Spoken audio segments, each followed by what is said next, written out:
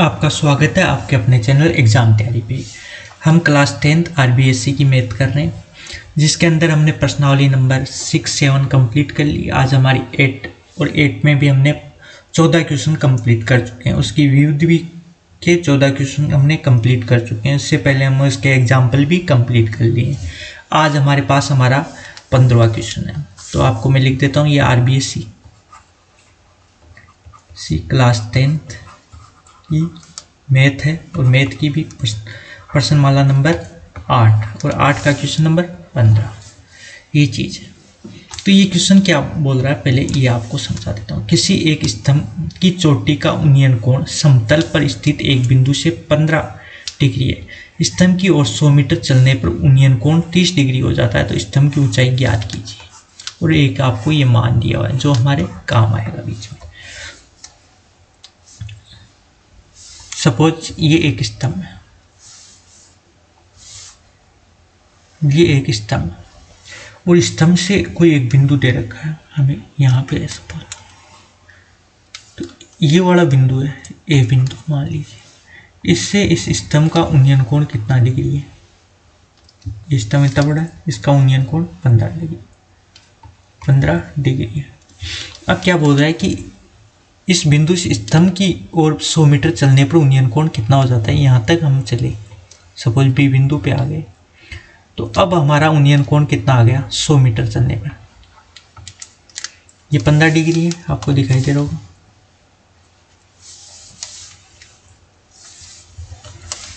ये 15 डिग्री और ये बी बिंदु पे आ गई। अब हमारा इसका उन्नयन कोण कितना हो गया बी बिंदु पे आने के बाद। इसको देखते हैं ऊपर, तो ये 30 डिग्री हो गया। तो स्तंभ की ऊंचाई ज्ञात कीजिए, हमें ये ज्ञात करनी है। तो इसको मान लेते हैं हम h, और ये वाली दूरी अब कितनी बच गई x, ये भी मान लेते हैं। इनको नाम दे देते हैं ए बी, इसको c दे देते हैं और इसको d दे देते हैं। तो आप लिख सकते हैं माना स्तंभ की ऊंचाई सी डी बराबर क्या है h, और बी सी बराबर हमारे पास क्या है x माना है, और बी से दूरी सी की ये है हमारे पास। अब इसको आपको क्या करना है, आपको पहले ये वाला त्रिभुज लेना है। तो ये है, तो इसके लिए लंब कौन सा होगा, ये, और आधार ये होगा। तो आप देखेंगे कि tan थीटा बराबर होता है लंब बटे आधार। त्रिभुज हम कौन सा ले रहे हैं, बी सी डी, या आप बोल सकते हैं इसको डी बी और सी। तो आप चाहें जैसे लिख सकते हैं, जैसे कि आप ये भी लिख सकते हैं, क्या लिख सकते हैं, डी बी और सी। तो इसमें tan थीटा का मान कितना है 30 डिग्री, एल का मान हमने h मान लिया और a का x। तो 30 का मान क्या होता है 1/√3, tan 30 का मान, और h/x। तो इससे आप h का मान निकाल सकते हैं। कैसे निकालेंगे h का मान, या आप यहाँ तक छोड़ दीजिए, इसको समीकरण नंबर 1 दे दीजिए। इसके बाद आगे हम सोल्व करते हैं। अब त्रिभुज कौन सा लेते हैं, त्रिभुज लेते हैं हम डी ए और सी। इसमें भी वही tan 15 डिग्री, tan थीटा का मान 15, इसके लिए लंब वही h होगा, और आधार क्या होगा 100 + x, ये होगा। अब आगे आपको, अब tan 15 का आपको दिया हुआ दे रखा है इसमें, क्योंकि आपको tan 15 हमने पढ़ी नहीं, 6 में हमने 6 प्रश्नावली में हमने यही पढ़ा है 30, 45, 60, 90 और 0। तो 15 पढ़ा नहीं है, इसलिए आपको क्वेश्चन में ही दिया जाएगा। तो 15 का मान है 2 - √3, तो यहाँ लिख दीजिए 2 - √3 बराबर h 100 + x। आगे आप सोल्व कर लीजिए।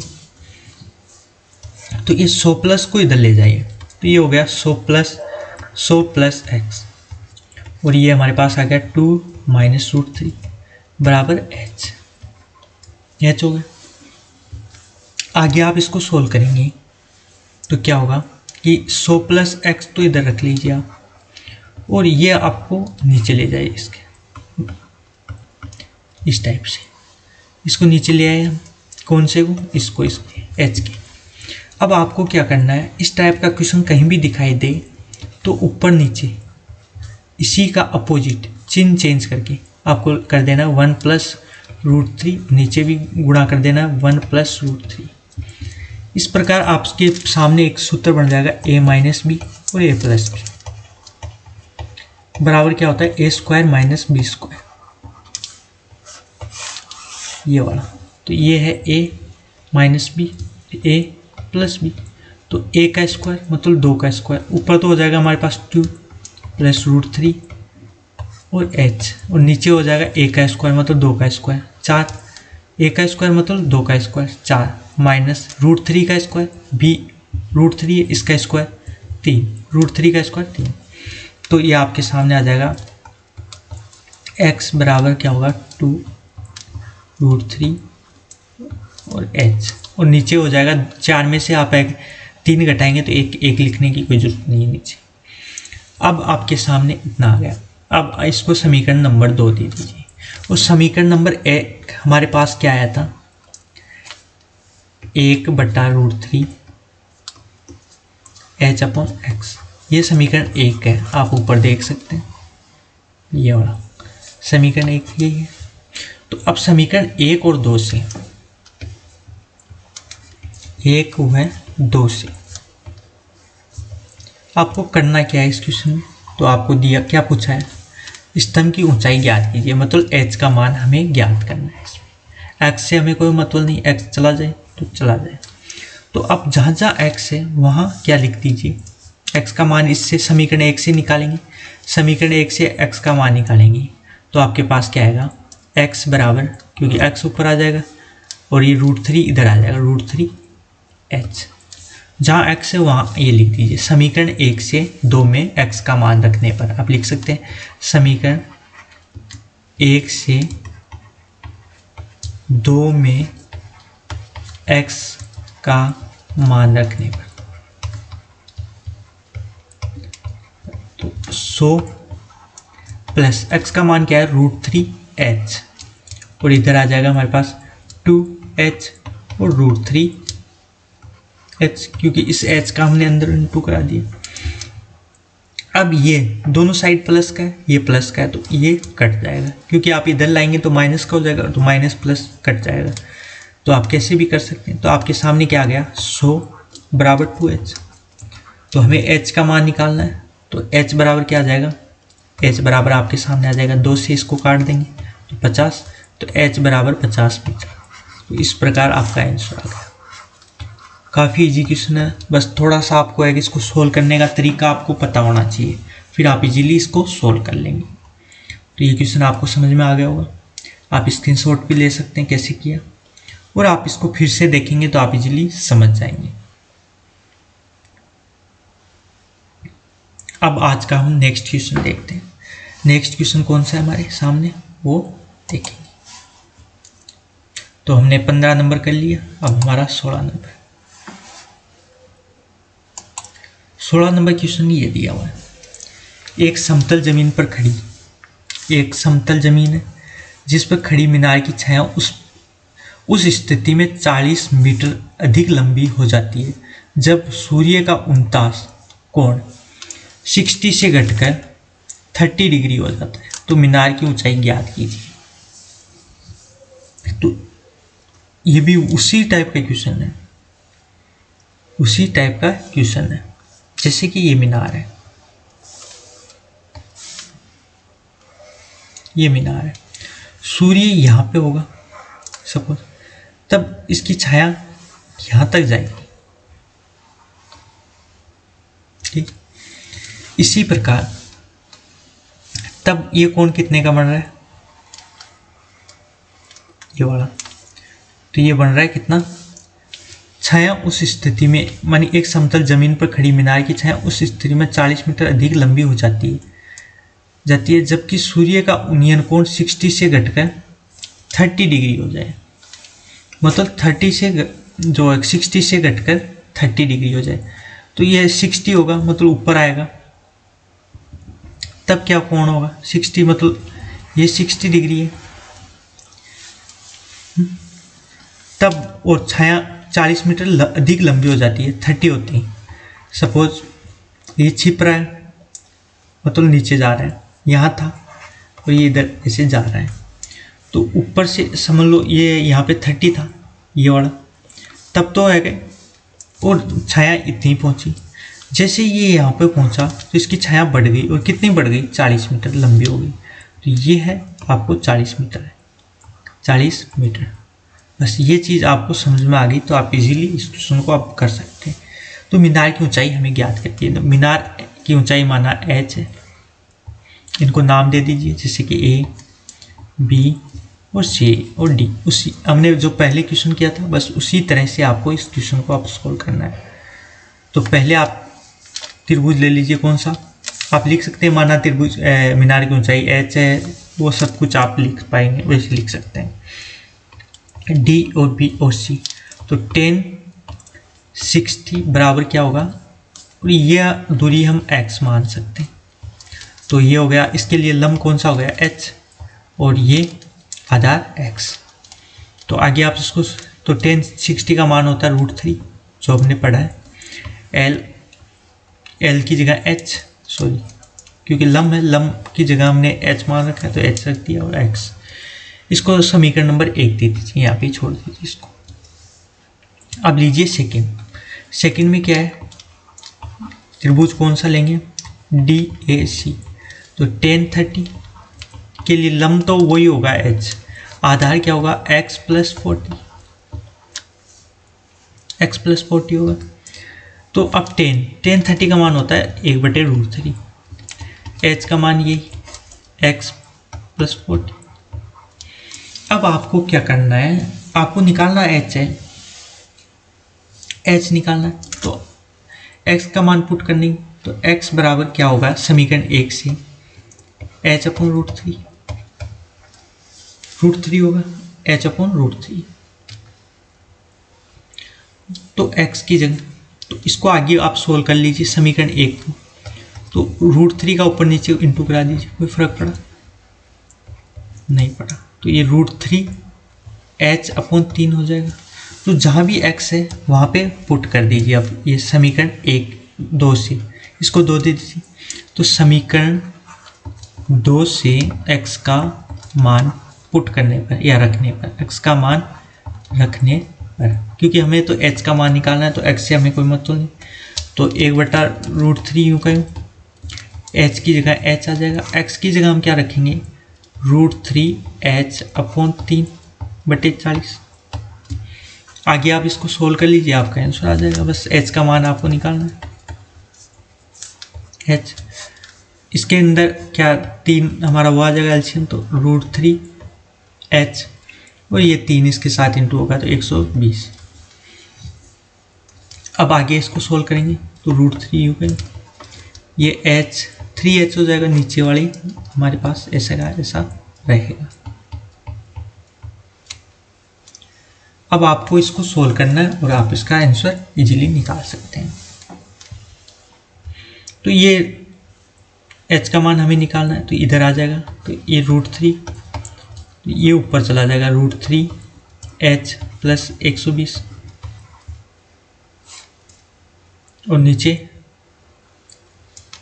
3 आ जाएगा, और ये h।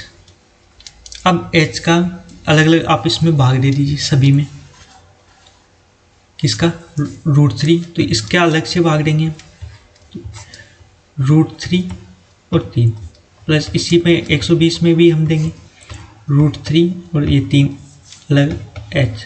तो ये इससे ये कट गया, तो आपके पास आ जाएगा 120/3 √3 और h। अब ये h/√3 है, ये इधर आएगा तो ये माइनस का हो जाएगा h/3 हो गया। अब आगे आपको सोल्व करना, तो 120 √3 3 एलसीएम आ जाएगा, 3h माइनस h/3 ये हो गया। इस 3 से ये 3 कट जाएगा, तो आपके पास क्या आ जाएगा 120 और ये 3h में से एक h गया 2h और नीचे √3 है, तो ये √3 का √3। अब आगे आप इसको सोल्व करेंगे तो ये इससे काट सकते हैं आप। तो आपके पास क्या आ गया 60/√3 बराबर h। तो ये आंसर आ गया। अब इसको आगे आपको सोल्व करना है तो कैसे करेंगे, h बराबर 60 तो है ही, अब √3 ऊपर नीचे इंटू करा देना है √3 का। तो h बराबर क्या आ जाएगा 60/3 इंटू √3। 3 का आप भाग देंगे 60 में तो ये होगा 20/3। आगे आप सोल्व कर सकते हैं। अब √3 का मान होता है 1.732। अब इसका 20 से इंटू करा दीजिए तो 20 का तो 0 तो आप रख लीजिए, इससे हम पॉइंट आगे सरका देंगे, 2 से करा दीजिए 4 6 14 और ये 2 और 1 3 तो 34। अब हमें 3 पर लगाना है परंतु ये 0 है तो 2 पर लगेगा, क्योंकि 3 से 1 आगे सरका देंगे तो ये आपका आंसर आ गया 34.64। तो इस प्रकार आप इजीली इन क्वेश्चनों को सॉल्व कर सकते हैं। तो मुझे विश्वास है कि ये भी आपको अच्छी तरह से समझ में आ गया होगा। आप इसको ध्यान से देखेंगे तो आप इजीली इसको समझ पाएंगे। आप चाहें तो एक बार मैं आपको फिर से रिपीट कर देता हूँ ये क्वेश्चन, तो हम आपको एक बार फिर से बता देता हूँ। इसको हटा देते हैं, काफ़ी अच्छा क्वेश्चन है।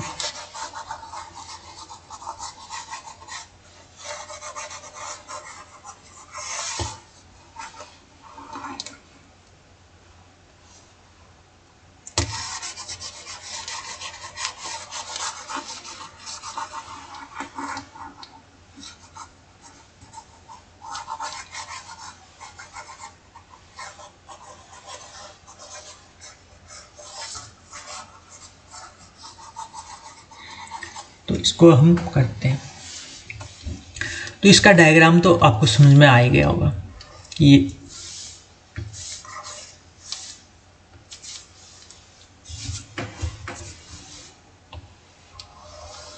एक है मीनार, इससे यदि सूर्य ऊपर होगा यहाँ पे तब एक कोण बनेगा इतना, मतलब छाया इतनी बनेगी। अब सूर्य इतना चला गया मतलब कोण बढ़ गया, कम हो गया, तब छाया यहाँ तक पहुँच गई। ये तो बोल रहा है समतल जमीन पर खड़ी मीनार की छाया उस स्थिति में 40 मीटर लंबी हो जाती है जब सूर्य का उनतास कोण 60 से, मतलब ये 60 से 30 डिग्री हो जाता है। तब कितना बढ़ जाती है छाया 40 बस।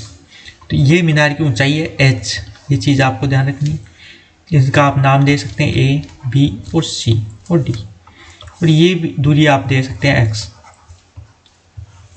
आपको मैं समझाने के लिए अब फटाफट बता रहा हूँ। तो आपको त्रिभुज पहले लेना है, कौन सा, D, B और C। वो चीज़ आप लिख ही सकते हैं कि मानना, और वो तो मैं आपको बता ही दिया। तो इसके अनुसार ये लंब कौन सा होगा h। तो आपको लिखना है tan थीटा बराबर लंब बटे आधा। तो थीटा का मान हमारे पास क्या है 60, लंब का मान क्या है h और आधार है x इस त्रिभुज में, कौन से में, D, B और C में। तो tan 60 का मान होता है √3, जो हमने प्रश्नावली नंबर 6 में पढ़ लिया। तो इसके अंदर h बराबर क्या होगा हमारे पास, h बराबर होगा x √3। इसको आप समीकरण नंबर 1 दे दीजिए। इसके बाद में हम सेकंड लेंगे त्रिभुज कौन सा, DAC। DAC के अनुसार कोण 30 होगा, लंब h होगा, आधार ये टोटल हो जाएगा। तो tan 30 बराबर लंब तो वही h होगा पर आधार क्या होगा x + 40। tan 30 का मान होता है 1/√3 और h x + 40।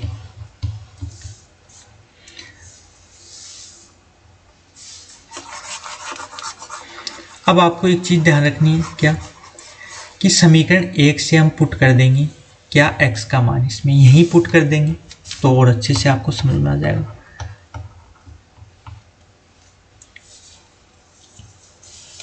आप चाहें तो यहाँ से x का मान भी निकाल सकते हैं। तो x का मान आप निकालेंगे यहाँ से, तो x बराबर, सॉरी आप यहाँ से x का मान निकालिए, क्योंकि हमें h निकालना है तो h का मान नहीं निकाल के x का निकाल के h में पुट। तो x बराबर हमारे पास क्या आ जाएगा, h/√3। समीकरण नंबर 1 इसको दीजिए। तो अब यहाँ पे आप पुट कर दीजिए x का मान क्या होगा, h/√3 और प्लस 40। अब आगे आप इसको सोल्व कर लीजिए और आपका आंसर आ जाएगा। कैसे, जैसे कि हम इसको सोल्व करेंगे तो 1/√3 तो हो ही गया, 1/√3। इसमें एलसीएम क्या आ जाएगा, h तो ऊपर है, नीचे वाले में एलसीएम आएगा √3, तो h + 40√3 1/√3 क्यों कहीं, ये √3 ऊपर चला जाएगा क्योंकि नीचे वाला, ये हमारे पास h + 40√3 आ जाएगा।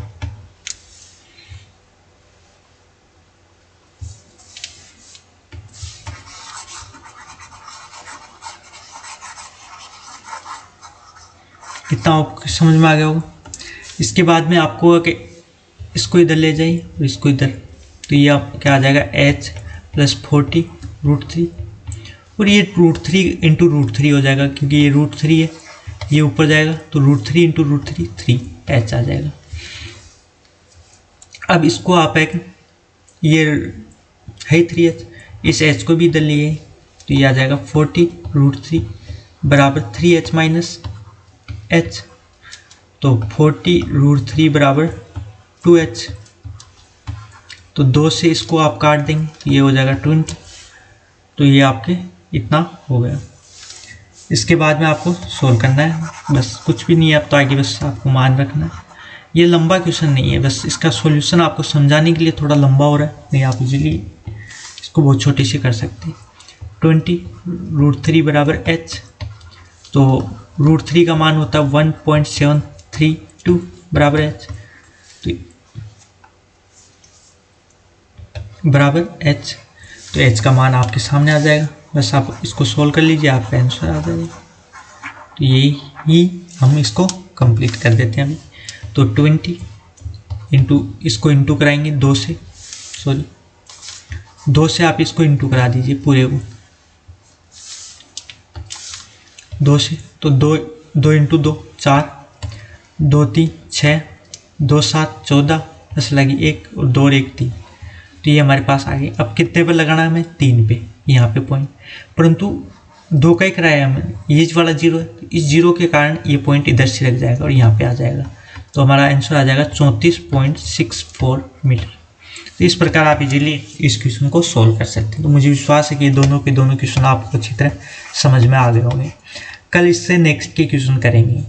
तो आपको ये क्लास कैसी लगी कमेंट करके ज़रूर बताएं, और नेक्स्ट में हमें कौन सी प्रश्नावली स्टार्ट करनी है, नए सिलेबस के अनुसार आप पढ़ाया जाएगा आपको, तो कौन सी स्टार्ट करनी है वो भी आप कमेंट में बता सकते हैं। धन्यवाद।